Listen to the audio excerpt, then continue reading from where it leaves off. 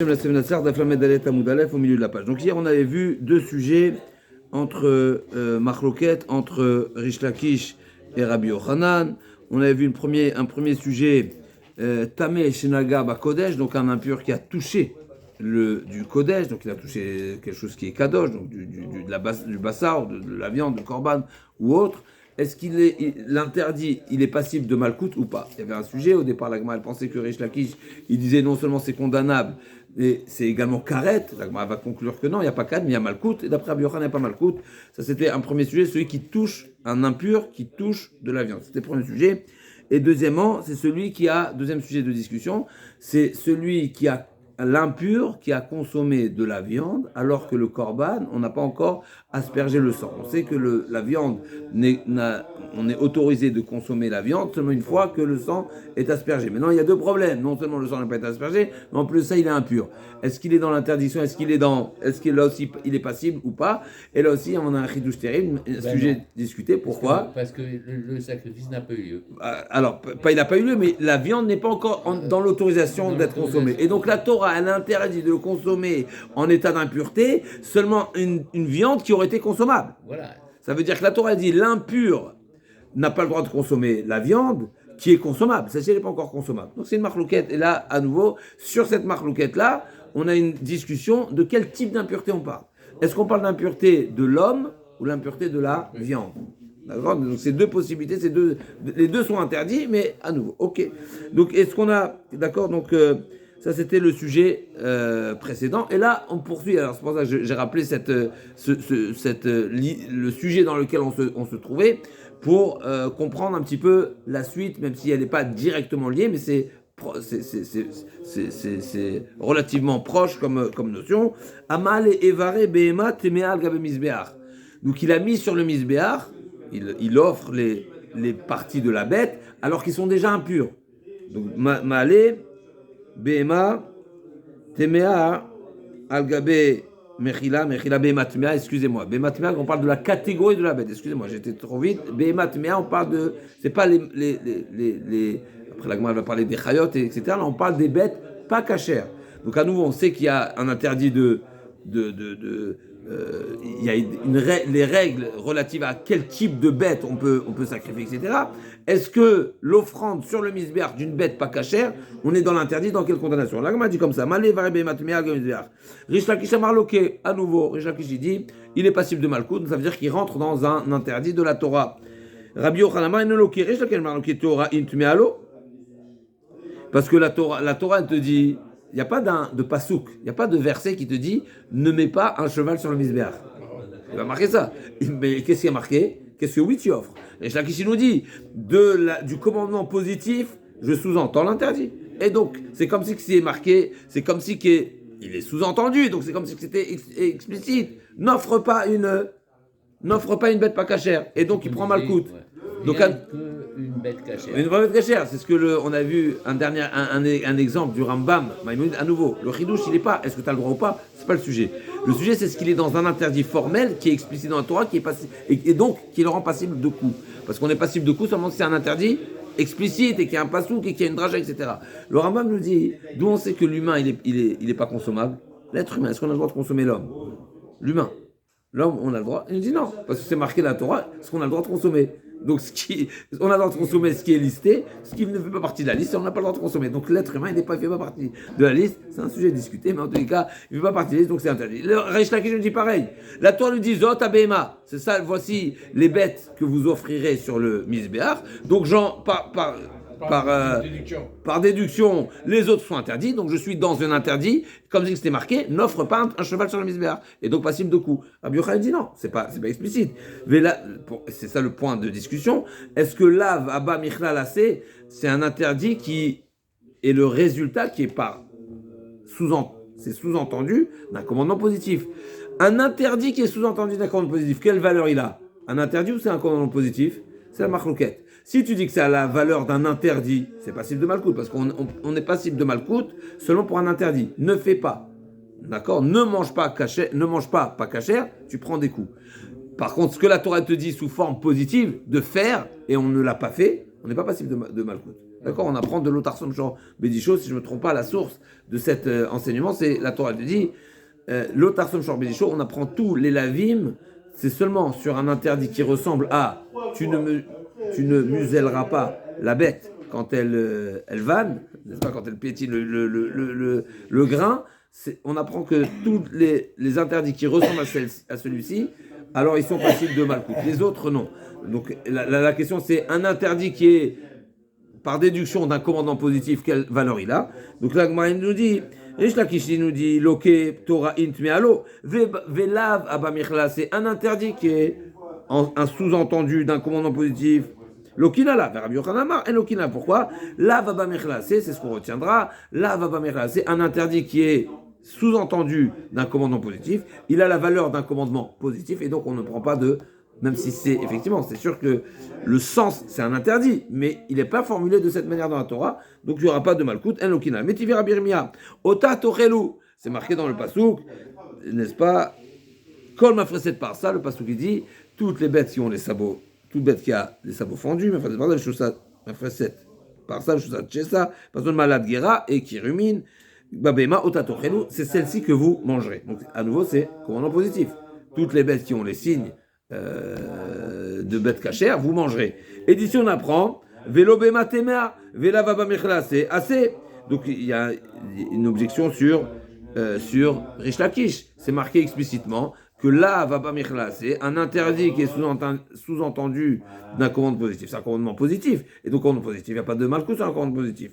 Amara biakov vermiamia batarlifas veralach bevare bema temea des kulal malo pligué qui pligué bechaya.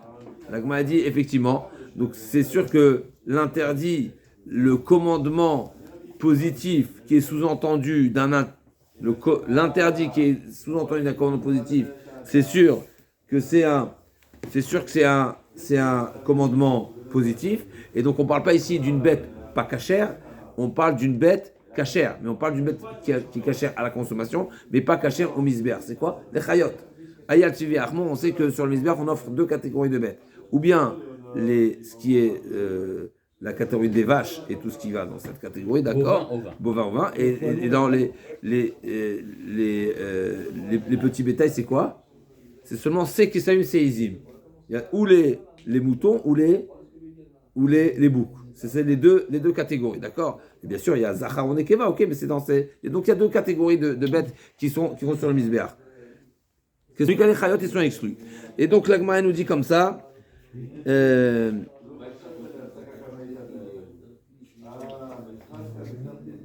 Donc là, juste Rashi, juste pour revenir sur l'objection, donc la Braïta nous disait Etze tochelu, donc ça c'est pour les bêtes à consommer, pas consommer, on ne parle pas des corbanotes, mais de cette Braïta on apprend quoi? Maskina belota semina, Talmud lomar, ach etze lo tochelu, alma midetziech lota seachina la vazaraou. Donc la Gemara dit comment on prouve? La Braïta, elle prouve, Rashi il ajoute une phrase qui n'est pas explicite dans la Gemara, d'où on sait que un enseignement donc, qui est par déduction, donc un interdit qui vient en sous-entendu d'un commandement positif, comme par exemple là, la Torah qui nous dit tu mangeras ces bêtes-là. Je sais que par déduction que les autres, je ne peux pas manger. Mais ça, c'est un commandement positif, parce que c'est un sous-entendu d'un commandement positif. Et sur ça, la Braïta, là-bas dans la suite de la Braïta, elle dit mais d'où je sais qu'il y a un interdit de consommer du pakasher, sous forme d'interdit, parce que c'est marqué Etzelo Tochelu. La Gemara n'a pas ramené cette deuxième partie. Rachid nous ramène cette deuxième partie, il nous dit donc on voit que la Braïta elle-même, comment elle a analysé le pasouk. Il y a un premier interdit qui est pas sous-entendu, et donc il a une valeur de positif, effectivement, parce qu'il est sous-entendu d'un commandement positif. Si la Torah dit tu mangeras ça, donc je sais que l'autre reste je ne peux pas manger. Mais si je n'avais que cette forme-là, l'interdit aurait été sous forme positive, parce qu'il est par déduction d'un commandement positif, et donc il n'y a pas de malcoute. Et la Gemara et la Braïta dit mais d'où je sais que celui qui mange pas caché, il prend des coups? Parce que c'est marqué, une deuxième fois c'est marqué Achetzelo Tochelu. C'est marqué dans la suite de la Torah, dans le passage des bêtes, donc par Shachmini, et d'accord, quand la Torah nous énumère les bêtes à ne pas manger, donc elle nous a dit, tu mangeras ceux qui ont les deux simanim, et ceux qui ont un siman, tu mangeras pas. Mais je le sais déjà. Pourquoi la Torah le répète? Parce que si elle ne l'avait pas répété, il n'y aurait pas eu le lav, il y aurait seulement le assez. Donc, a priori, la Braïta nous prouve que lav abba michla, c'est assez. Donc, c'est une objection sur Rish Lakish. Rish Lakish ne veut pas dire que un interdit qui est sous-entendu d'un commandement positif, il a la valeur d'un interdit. Parce que c'est explicite dans la Torah qu'il fallait répéter sous forme de l'interdit, parce que sinon je l'aurais traduit comme un commandement positif. Donc là, m'a dit, et forcément qui pliquait Bechaya. Donc la discussion, elle est concernant une offrande de bêtes sauvages, on va dire, de bêtes sauvages. Donc c'est le cerf, etc., que c'est des bêtes cachées à consommer, mais c'est pas des bêtes qui sont offertes sur le misbéach. Itma ve'achitma, Rabbi Yochanan Omer, over be'aseh, d'après Rabbi Yochanan, celui qui offre une bête sauvage, cachère, sur le misbéach, il transgresse un commandement positif. Vers Rish Lakish Amar, eno ver bevlo kloum. Là, c'est au contraire, c'est Rish Lakish qui est plus souple. Il dit non, il n'y a pas d'interdiction. C'est pas une offrande, il n'y a pas d'interdiction. Rabbi Yochanan over be'aseh, pourquoi c'est marqué dans la Torah Behema? In chayalo, la Torah t'invite à comment c'est marqué dans le passouk, Mechila. Comment c'est marqué dans le passouk? Oui, mais de quel passouk c'est marqué? Les sabots fendus et les ruminants. Minabema, c'est marqué Minabema. De la Minabema, Minabakar, Minatson, c'est marqué. Minabema, Minabakar, Minatson. Donc c'est marqué Bema. Et Bema, c'est Bema. C'est les bêtes domestiques. Bonne question, on y arrive tout de suite. Mais là, c'est Rabbi Yochanan qui dit ça. Rabbi Yochanan dit la Torah nous invite à offrir des bêtes domestiques et donc pas les bêtes sauvages. Et donc c'est un commandement positif d'offrir uniquement les bêtes qui sont cachées, qui sont offrables, et donc pas les autres. Donc c'est à nouveau c'est un interdit qui provient par déduction d'un commandement positif, et donc c'est un commandement positif. Et Récha qui dit non, Récha qui j'aimerais vers le kloum, ou les mitzvahs. La Torah, quand elle t'a énuméré, ou elle t'a cité, ou elle t'a listé les différentes bêtes à offrir, c'est selon pour le dire, c'est une préférence, mais c'est pas une restriction. Ça n'interdit pas les autres. Donc c'est vraiment deux lectures de la Torah concernant les bêtes à offrir ou ne pas offrir. Toute bête cachère, d'après Rish Lakish, elle est offrable. Ah, la Torah t'a dit, voici les bêtes que tu offriras. Oui, ça c'est idéal, c'est une mitzvah, c'est un commandement, mais ça ne veut pas dire que ce sera interdit d'offrir autre chose. La Gemara dit, mais tu verras, Ravaï Lunemar, Korban Hashem Behema, Aïtio, mais Chaya Bichlal Behema. Ce que tu demandes, Mordechai, a priori, on sait que Chaya Bichlal Behema, on l'a pris dans plusieurs endroits, comme par exemple dans Shabbat, Shor Mi Shabbat, dans Arsinaï. Donc il y a un enseignement qui développe que chaque fois que la Torah te parle de Behema, ne le traduit pas au premier degré, à savoir uniquement les bêtes domestiques, mais c'est tous les animaux, même les bêtes sauvages, même les chayot. Chaya bichal bema, c'est une règle. Les chayot, quand la Torah dit Behema, ça ne vient pas exclure les bêtes sauvages. Donc si effectivement Ravaï nous dit, c'est marqué dans la Braïta comme ça, si c'était marqué Behema dans la Torah, j'aurais pu penser que la bête sauvage est également inclue dans les Behemoth. Donc si c'était marqué Zot Mechila. Ilou Neymar Korban Hashem Behema Aïti Omer Chaya Bichlal Behema Kinan Shenmar Zot Behema Shartochelu Shor c'est que ça me Seizim Ayol Suvi Achmo. Et on voit dans l'exemple qui est rapporté ici, c'est que la Torah dit Zot Behema, voici la Behema que vous allez manger, qui est droit qu'on a le droit de consommer. Et la Torah nous cite aussi bien des animaux qui ont le domestique que sauvages. Donc on voit que même si la Torah elle a introduit, voici les bêtes domestiques que vous pourrez manger, si on traduit littéralement Behema, et ensuite la Torah nous détaille aussi bien des bêtes domestiques que des bêtes sauvages. Ça veut dire que les bêtes sauvages sont également inclus dans l'appellation de Behema. C'est Talmud Lomar, Bakar Vatson. D'où on sait que les corbanotes ne sont offrables seulement à partir de bêtes qui sont domestiques, parce que c'est marqué Bakar Vatson. Bakar Vatson Marti Velo Chaya. Donc Bakar Vatson, c'est seulement les bêtes domestiques. Yachol, lo yavi, veimevi kacher. Peut-être là aussi à nouveau, comme il dit Rish Lakish, peut-être la Torah ne t'invite pas à le faire, mais il n'y a pas de contre-indication. En tous les cas, Abdi Avat, ça passe. Talmud Lomar, les Mazédomé, les Talmud Chamroulo, Rabo, pourquoi la Torah te dit d'amener les. Elle t'a cité des catégories à offrir. C'est une manière de dire, c'est comme, ce serait l'image au Rav qui dit à son élève,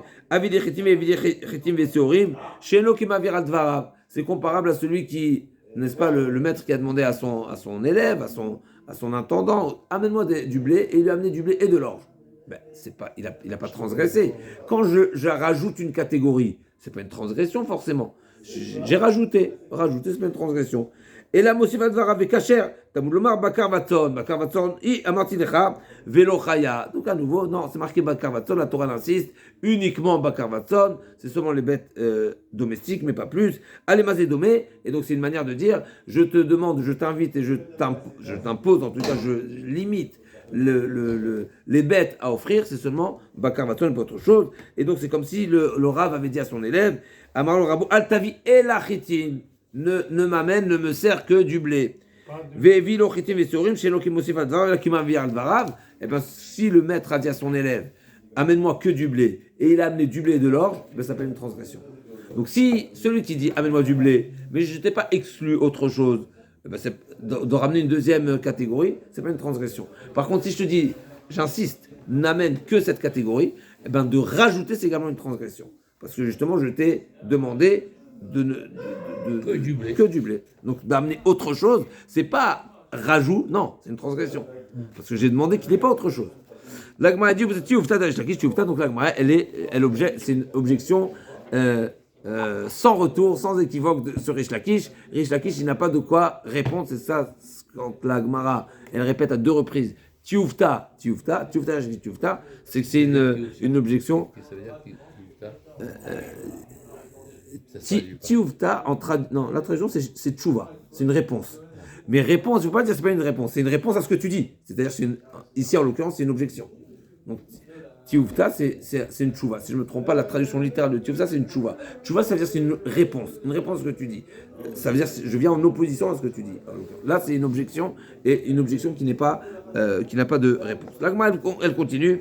Vekulan Shekiblou, la dernière partie de la Mishnah nous disait, la deuxième partie de la Mishnah, un des enseignements de la Mishnah, c'est que si le recueil du sang a été réalisé pas par les bonnes personnes, mais il y a encore du sang de la bête, du sang de la neshama, de la nefesh de la bête, neshama tzedbo, eh ben je peux toujours recueillir et poursuivre le service. L'agma a dit, Ba'amine Rish Lakish me Rabbi Yochanan, pasul Moshe Yaseh Shiraim, Amarle en ose Shiraim elachutz lizmano vechutz limkomo il meratze les pigoulo. Donc est-ce que une personne qui a recueilli, une personne invalide au service, d'accord, qui a recueilli des sangs, est-ce que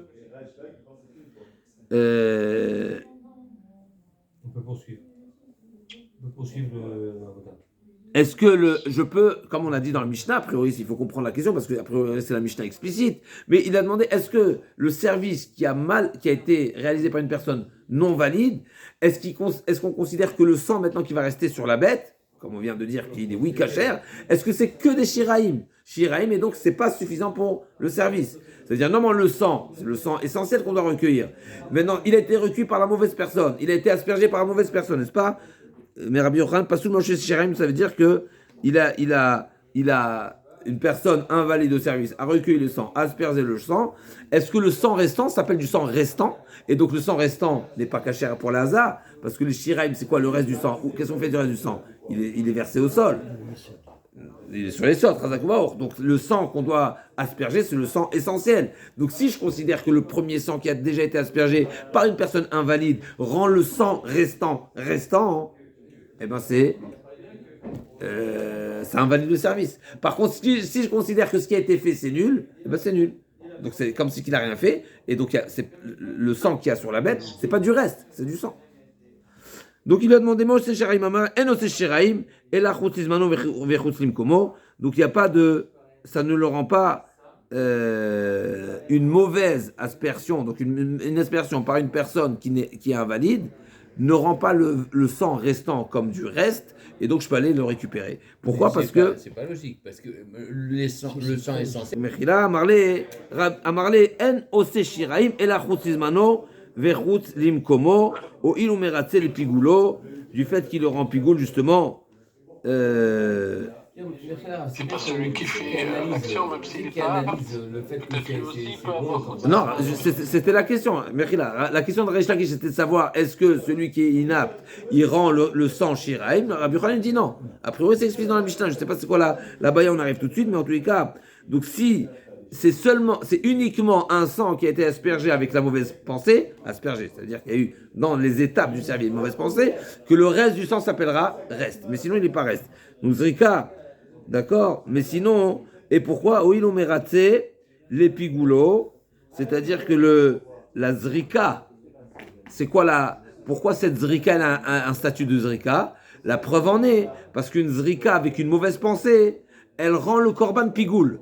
Donc une zrika avec une mauvaise pensée qui a une conséquence, ça prouve qu'elle a une valeur. Si je la considérais nulle, ben elle ne devrait pas le rendre pigoul. Si ça rend pigoul, ça veut dire que c'est une valeur, et la preuve en est que ça invalide la viande. Juste un instant. Mechila. Ravzin matne achiba mine rish lakish, me Rabbi Yochanan.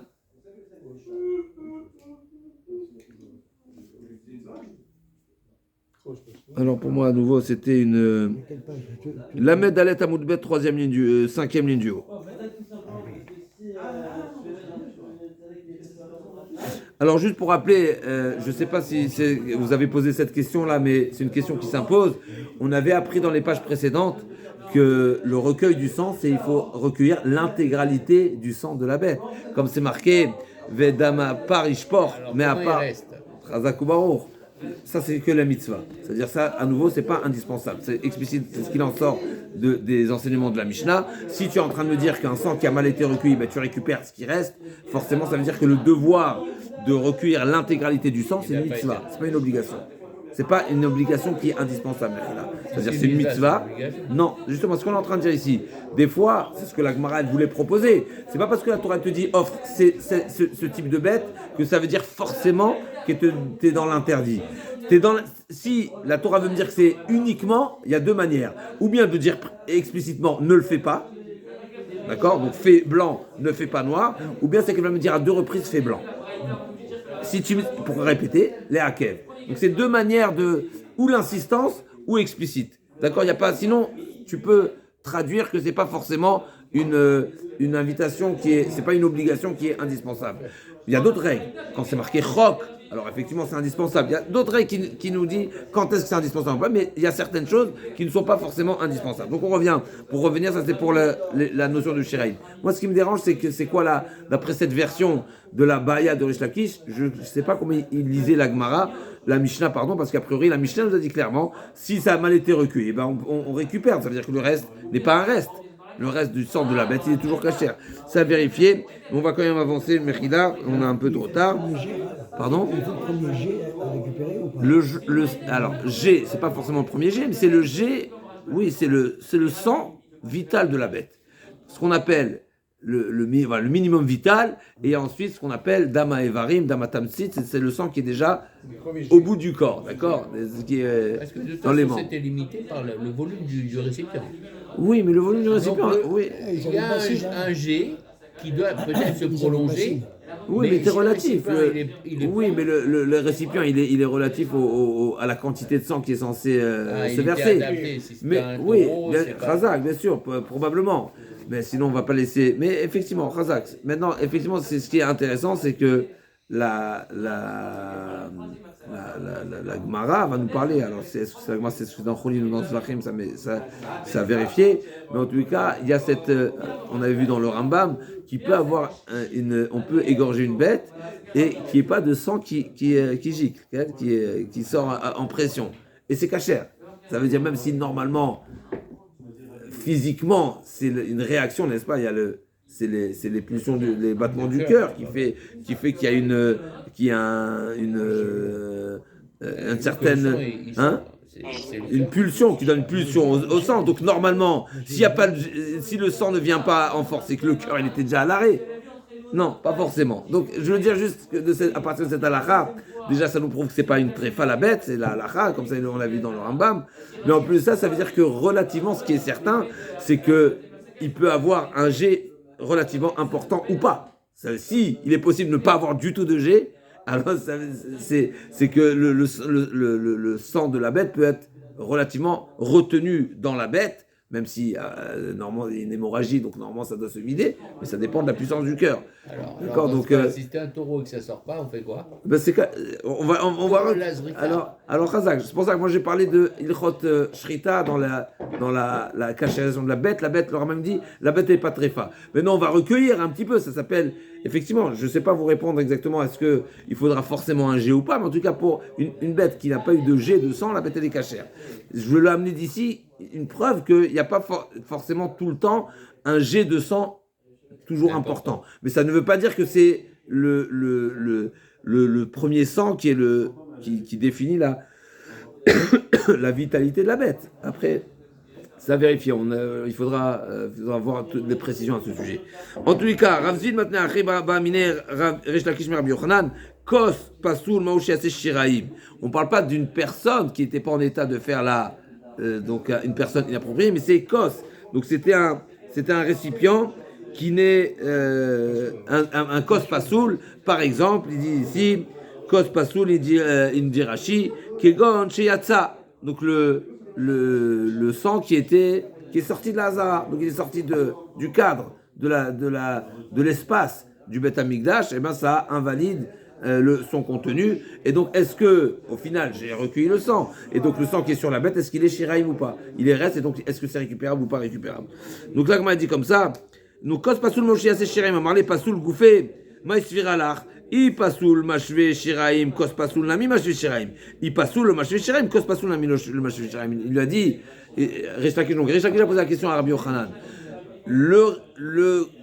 un récipient qui a été invalide en sortant du Beth Amikdash. Est-ce qu'il invalide le reste de la bête? Ça veut dire que le reste de la bête est considéré reste, et donc je ne peux pas le recueillir à nouveau. Il a dit, je ne comprends pas. Qu'est-ce que tu considères? Si l'homme était invalide, et il a recueilli le sang qui reste sur la bête, c'est un reste ou c'est pas un reste? C'est cachère ou c'est pas cachère? Il lui dit, ce que tu penseras pour l'homme, tu penseras également pour l'ustensile. C'est le même fral-fral. Même si on aurait pu dire, c'est deux choses différentes. Rabbi Yochanan fait cette comparaison, on a l'impression que c'est une comparaison évidente, même si, a priori, on aurait pu dire que c'est pas du tout pareil. Quand j'ai recueilli le sang comme il se doit, et ensuite je suis sorti, mais il y a eu un bon recueil, et ensuite il y a eu une invalidité. Alors que la personne qui n'est pas en état, mais il n'a rien fait. Il est invalide, donc il est transparent, comme on dit. D'accord? Donc on aurait pu dire que c'est différent. Et Rabbi Yochanan, il dit, et c'est intéressant qu'ici on n'a pas elle n'a pas encore donné son dernier mot, mais en tous les cas, pour l'instant, on n'a pas vu de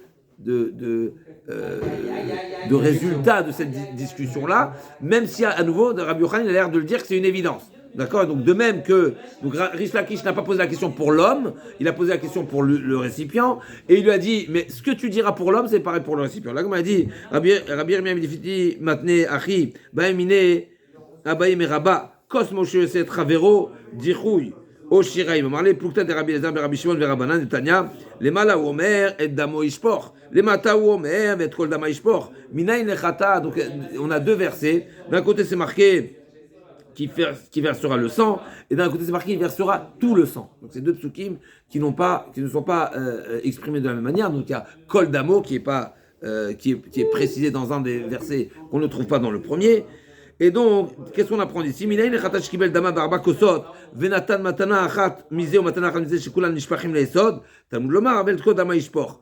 Donc ce pasouk de Kol dama ishpor, il est utilisé pourquoi? Pour nous dire, admettons, voilà, il y avait des récipients qui étaient petits, et donc on a réceptionné le sang en 4 récipients, et donc on a fait la zrika à partir de 4 récipients différents. Est-ce que le devoir, donc 4 récipients, 4 zrikot, 4 zaot, avec de 4 récipients, eh bien tous les restes de ces 4 récipients, ils devront être versés au yesod. Donc c'est pour ça que c'est marqué et kol dama. Pourquoi la Torah l'a précisé? Tout le sang, on ne parle pas ici du volume, mais c'est tout le sang recueilli avec lequel on a fait l'Aza. Tous les restes de ces différents récipients, ils devront être versés au Yesod. Maintenant, s'il a fait les 4 aspersions d'un seul récipient, donc il a réceptionné le sang, il y avait beaucoup de sang, il y avait des petits ustensiles, Ercheloï, pour une raison ou pour une autre, il y a eu un recueil dans plusieurs récipients. Mais il a utilisé un seul récipient pour faire les Hazaot. Est-ce que le reste, il est reste ou pas? Est-ce que c'est les autres récipients à partir desquels on n'a pas fait la haza, ils s'appellent reste ou pas? En d'autres mots, quand la Torah te dit le reste, c'est le reste de quoi? C'est le reste du sang recueilli ou c'est le reste du sang aspergé? D'accord? Donc on a deux versets. D'un côté c'est marqué tu verseras le sang, et d'un côté c'est marqué tu verseras tout le sang. La Gemara nous dit, tout le sang c'est quand tu as aspergé, tu as recueilli dans 4 ustensiles, et tu as aspergé à partir des 4 ustensiles. C'est-à-dire, admettons, tu as fait une aza de chaque récipient. Là, le restant de chaque récipient, il est reste, et donc il doit être versé. Par contre, si tu as recueilli dans 4 ustensiles, mais tu as fait aza seulement, l'aspersion elle s'est faite à partir d'un seul récipient, et bien le reste, yachol. Yachol natan arba maton mikos echad yikulam nishpachem lisot amulma vedamo. C'est marqué damo, pas tout le sang. Ketzad, hu nishpach lisot nishpachim lahama. Donc le reste, l'autre sang, il va pas au yesod du misbach, il va à la hama. La hama c'est la rigole, d'accord. ונשפכים למה רבי יזר ורבי שמעון שש תנא קמא רבי יזר ראשון אומר מניין לחטאת שקיבל דבר במקוסו נתן 4 מתון מקוץ אחד שכל נשפכים ליסוד אמור לומר ואת כל דמו ישפוך והכתיב ואת דמו ישפוך אמר רבשי ההוא למעוטה שיריים שבצוואר בהמה. Donc là Gma dit d'où on sait que Rabbi Elazar et Rabbi Shimon dit que même dans le cas où l'aspersion a été faite à partir d'un récipient, et ben tous les autres récipients également doivent être versés au yesod du misbéach. Alors c'est quoi le passouk qui dit, c'est quoi la différence entre les deux psukim? Pourquoi un passouk qui dit kol dama et un passouk qui dit dama? Donc a priori c'est pas tout le sang qui doit être le yesod. Là on m'a dit les maotés shiraim savar bema. Là j'apprends quoi? J'apprends que le sang qui est resté sur la bête, celui-ci ne doit pas être versé au yesod. J'aurais pu penser que tout le sang de la bête, même celui qui n'a pas été recueilli, eh bien, il faut aller le récupérer et le verser là-bas. Comme Hashmanan, que non, c'est seulement le sang qui a été recueilli au moment de la shrita et ensuite on a fait l'aspersion, même si c'est un d'entre eux qui va être versé, mais sinon le reste n'est pas versé. Quelques lignes encore si vous voulez bien. Le yesod, c'est le socle du misbéach. Le socle, c'est le socle. La hama, c'est la rigole qui était autour, d'accord? C'est deux choses.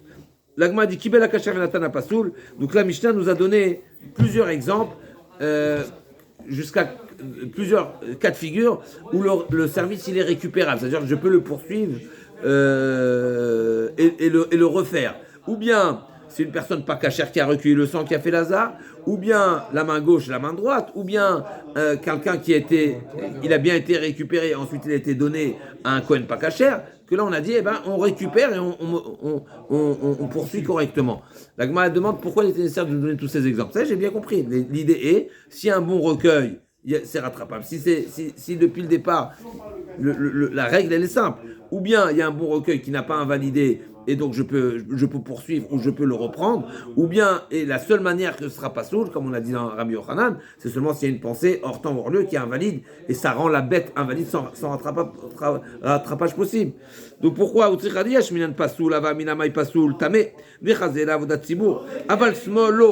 a donné le premier exemple, c'est l'impur. L'impur, il a une qualité par rapport au gauche. L'impur, dans certains cas de figure, un Kohen impur, il peut réaliser le service, comme par exemple si la majorité du peuple ou des Kohanim sont impurs.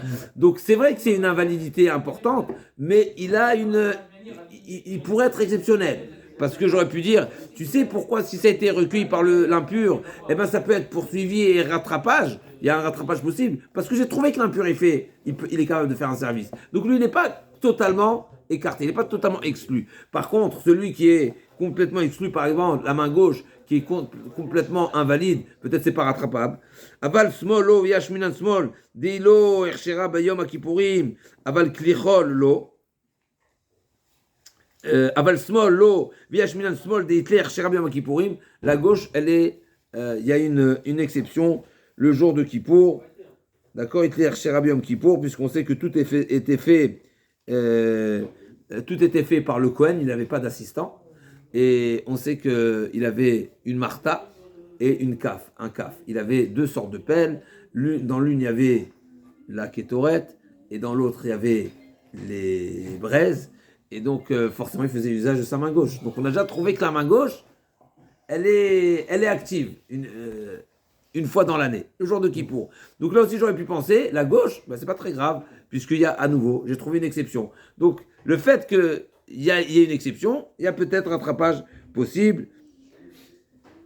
Aval kilichol, mais un ustensile qui est chol bichlal, donc il n'est pas sanctifié, c'est pas un kli-charret. Peut-être que c'est mort et il n'y a pas de rattrapage possible. Et si j'avais enseigné seulement l'ustensile qui n'est pas sanctifié, mais j'aurais pu dire, celui-ci il n'est pas c'est pas très grave. Pourquoi? Parce qu'il peut être sanctifié. Le même ustensile, c'est pas une invalidité irréversible, parce que c'est un ustensile que je peux rendre kadosh. Donc j'aurais pu dire, tu sais pourquoi ce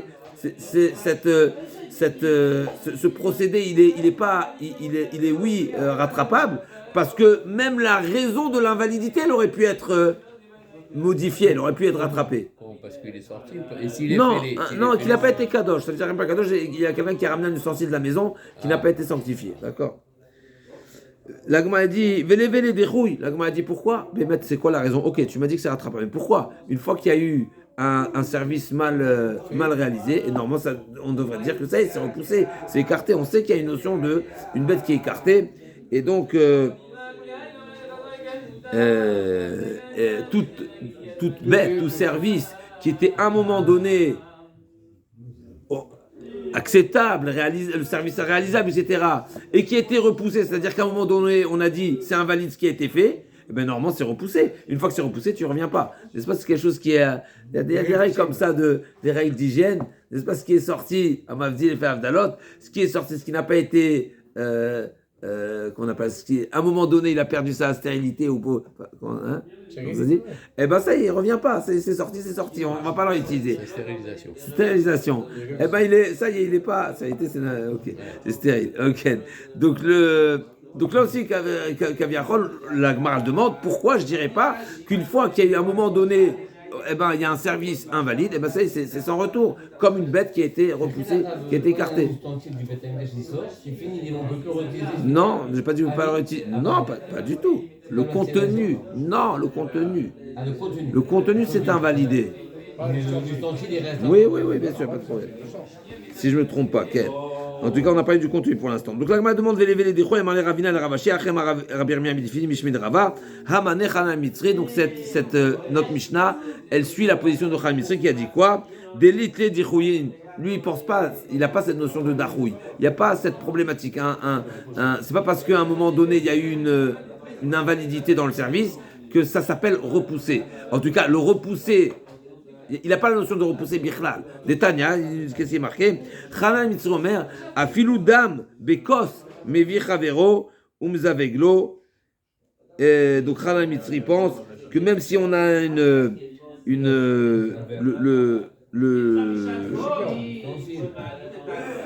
le Rachid nous dit afilou dam, on parle de quelque chose de très particulier, on parle du service de Kippour. Et le sang, il a été recueilli, donc il est békos, donc il a été recueilli. Et le Saïr Amishtaléach, il est mort. La question est de savoir, est-ce qu'on va reprendre des autres bêtes, on va reprocéder, repartir à zéro et reprendre une paire de boucs pour refaire le tirage de sang, etc. Lui dit, l'onitre Adam, et il va. C'est-à-dire que le sang qui a été recueilli, il est valide. Ah, normalement, il doit avoir une paire de boucs. Et il y en a un seul, parce que l'autre, il est mort. Eh bien, c'est pas grave, tu ramènes un deuxième. Celui qui était recueilli, il est recueilli. Ah, au moment où il était recueilli, à un moment donné, le sang se trouvait sans sa paire. Le sang de la bête, du bouc qui doit être aspergé, se retrouvait sans le deuxième bouc qui doit être envoyé. Donc, normalement, à ce moment-là, on ne pouvait pas poursuivre le service. On voit que Khalam Mitzri dit, c'est pas grave. Même si à un moment donné, le service était interrompu, on va dire, il ne pouvait pas se poursuivre tant que je ramène pas une deuxième bête. C'est pas d'achouille. Donc là aussi pareil.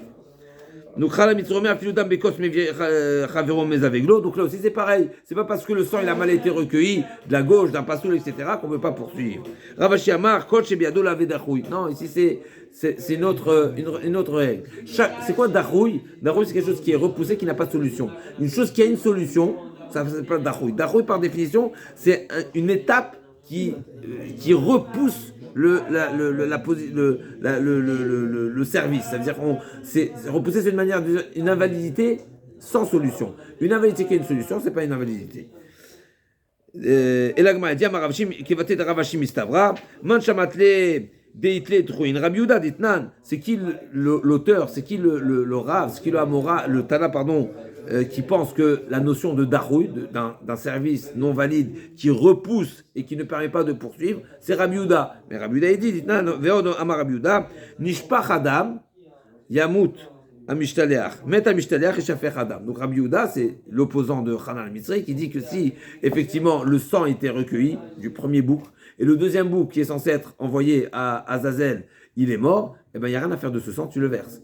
Donc lui-même il est en désaccord, il est en opposition avec Hanan al-Mitzri. Il dit du fait qu'à un moment donné il n'y avait pas la paire de boucs. Eh ben c'est irréversible, c'est pas rattrapable, tu ne veux pas poursuivre, tu dois tout reprendre à zéro, et donc tu vas prendre une autre paire totalement. Donc, Nishpach Adam Mishtaler, Mishtaler Adam, dans le sens inverse également, Mishamina Ledamar, Koche Beado, lo avait dit Rouille. Donc, Rabbi Yehuda, qui est à l'origine de la notion de Darouille, c'est que quand c'est un service qui a été repoussé, et ben tu ne veux pas le poursuivre, même si c'est momentané, mais il pense malgré tout que si c'est Beyado, ça veut dire si c'est réparable, c'est entre ses mains de le réparer, c'est pas un problème. Détania, Rabido, Merkot Sechadayam Memale, Midamator, Ved, Zorko Zrika, Khatkin Sochmamina, Koche Beyado, Lo avait dit Roshmamina, donc il y en a une preuve ici de Rabiuda qui dit que Rabiuda, Merkot Sechadayam Memale, Midamator, Ved, donc il avait un récipient qui était dans lequel il y avait les deux sangs. Donc on avait le sang, là on parle des sangs de Pesach, nous dit Rashi, Damatorvet shel Pesachim, et Zorek Zrika Achat, et on se contentera de faire une seule Zrika, comme le Pesach, le Coran de Pesach, il suffit de faire une seule Zrika. Et donc qu'est-ce qu'on voit ici? Donc, kos echad ayam emale midamata roved vizorko zrika khatrin esot. Shmamina kol shebiado lo avait dit rouille juste un instant. Donc, kos echad.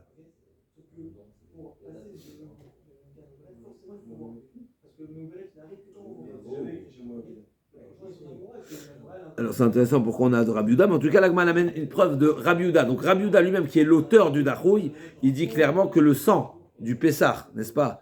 Admettons un corban de Pessah, on a recueilli le sang, et le sang il s'est versé au sol. Maintenant au sol il y a plein de sang. D'accord? Eh bien c'est pas grave, il peut récupérer le sang du sol et le faire. Il a récupéré du sol, ça on a vu, ça la Mishnah nous a dit, le sang qui s'est déversé après la shrita et qui n'a pas été recueilli par le sang, tu peux pas le rattraper. Tu peux pas le récupérer du sol. Mais un sang qui a été récupéré dans qui a été récupéré dans l'ustensile et il s'est versé au sol, tu peux le rattraper. Maintenant au sol il y a quoi? Il y a des mélanges. Mais c'est pas grave, il va prendre le mélange de sang qu'il y a au sol et il va zrika achat, il va faire une zrika, il sera acquitté. Donc ici on voit qu'il y a un rattrapage possible et on reviendra sur ça, Bezrat Hashem, dans la suite de la Gemara. Bezrat Hashem.